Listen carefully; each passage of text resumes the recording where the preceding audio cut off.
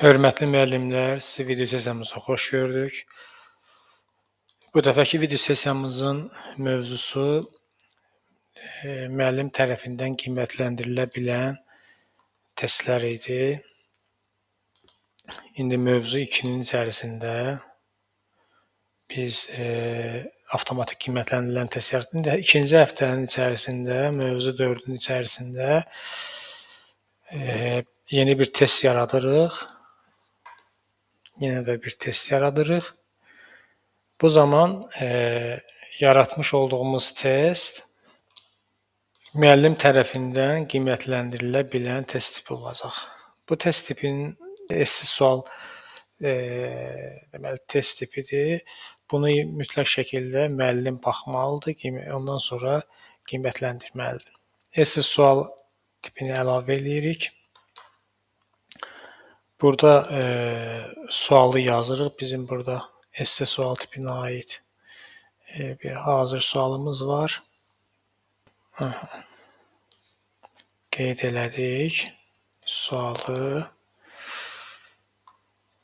Düzgün cavab hissəsini buradan açırıq və düzgün cavab nümunəsini buraya əlavə edirik.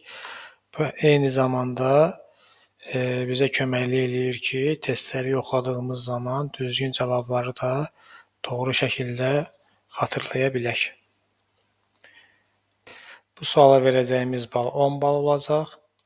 Yalnız bir sual olacaq. Yaddaşda saxlayırıq bu sualı. Parametrlərə düzəliş edirik, qiymət parametrlərini. Ondan sonra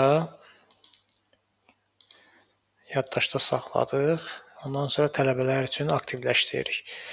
Tələbələr üçün aktivləşdirdikdən sonra yenidən qayıdırıq məzmuna. Tələbə ön baxışına keçid edirik.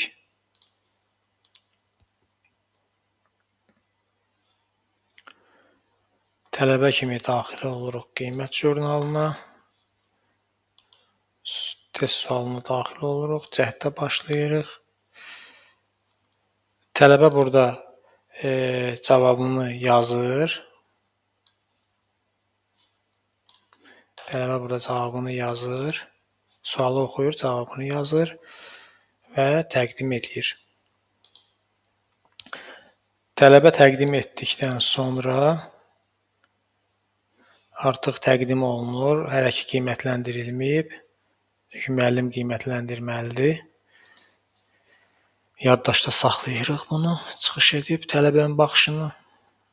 İndi müəllim kimi qiymət jurnalına daxil oluruq. Artıq bir dənə bildirişimiz var. Görüləcək işlər hissəsində görürük ki, bir nəfər tələbəni biz qiymətləndirməliyik.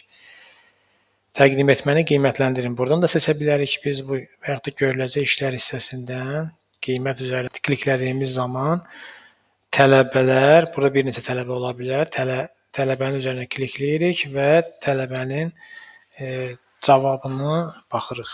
Burada deməli verilmiş olan eşsiz sual tipi üzərindən sualın özüdür. Burada tələbənin cavabıdır. Tələbə cavab verib. Bu da düzgün cavab nümunəsidir. Əgər baxırıq eynilik təşkil eləyirsə, tələbəyə buradan bir bal yazırıq. Eyni zamanda bununla bağlı rəy yazırıq ki, nəyə görə 8 bal vermiş ona. Sualın özünə də rəy yaza bilərik. Birbaşa olaraq ümumi hissədən, bu testə də rəy verə bilərik. Çünki zaten testində bir dənə sualı var.